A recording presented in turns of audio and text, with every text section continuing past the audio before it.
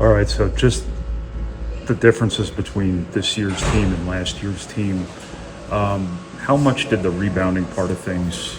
Can you articulate what the struggles there, the difficulties, and how that might have held you guys back and yourself personally? From last year? Yeah. Yeah, I mean, when you can't get a rebound, it kind of nullifies how good you are on defense.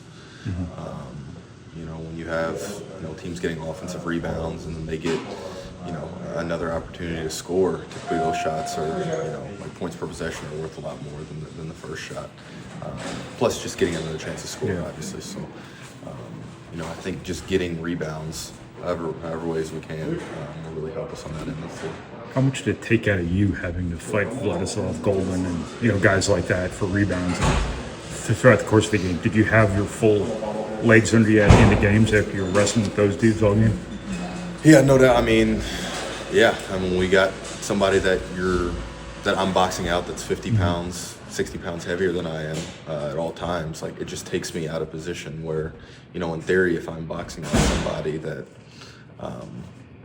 is my size, or, if I'm playing the four, is going to be smaller than I am, we should have an advantage on that end.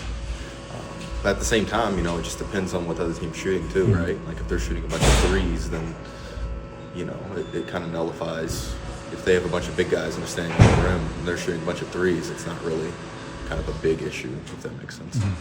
Do you kind of feel liberated now, unburdened by the fact that you're going to have people to handle some of that rebounding stuff, and you can foul now, and things like that? I don't know, to be honest. I haven't really thought about it like that. It's nice to know that, I don't know, like from a physical standpoint, I don't have to be in the game at all times. Obviously, I want to play as much as I can, but I think it takes some of the pressure off of me that, like when we have the guys coming from the bench, there isn't just a huge drop-off. Like, I don't need to be in the game for 40 minutes for Purdue to win the game. So I think that's a nice burden off our shoulders. Can less be more? I think so.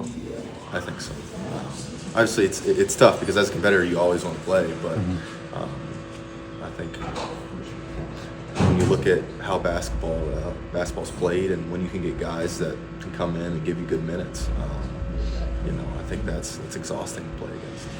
When Matt talks about why this team could or should be better rebounding this year, I've heard him say a couple times things like, Trey says he's going to rebound better now that he's at the four, things like that, almost kind of like a subtle jab in a way. Like, how is he, I guess, how are those conversations going? Is there sort of like a proven mentality even to him as you go into the season? Can you explain it one more time? I guess the way he talks about it is like, well, you say you're going to rebound better because it's a better matchup for you with the four, I guess, than what he saw last year. Yeah. I guess some of that I think is just sort of like a friendly banter in a way, but like, do you feel kind of challenged in that way to be better because this is maybe a more advantageous matchup? I don't know. Yes and no. I mean, I'm kind of looking at it in theory, and looking at it as like, when I'm playing open gym and when we've practiced and when we've done certain things, like, I have rebounded better. So, I guess I kind of look at it like that. At the same time, I think it's also I think as a team we realize we need to rebound better as well. So I'm not really concerned as much as me getting the rebound as much as our team getting the rebound. So whether that's me taking it seriously to block out or whatever it is. So. When you see a smaller guy on you, how much of a killer do you have to be in terms of kind of establishing that really deep position or throwing them out away for an offensive rebound? I just think it depends on the team, right? Yeah. Like, a lot of times people will play smaller guys on me, but they'll double immediately as soon as I catch the ball. Okay. So it's like, I don't know how much at that point you become more of a passer and more setting guys up the whole game. So it kind of just depends on how they're going to play. Now, if I have a smaller guy on me, I think rebounding wise, I think I should have a really big advantage. So I think from that perspective, it brings some of that killer mentality out of you.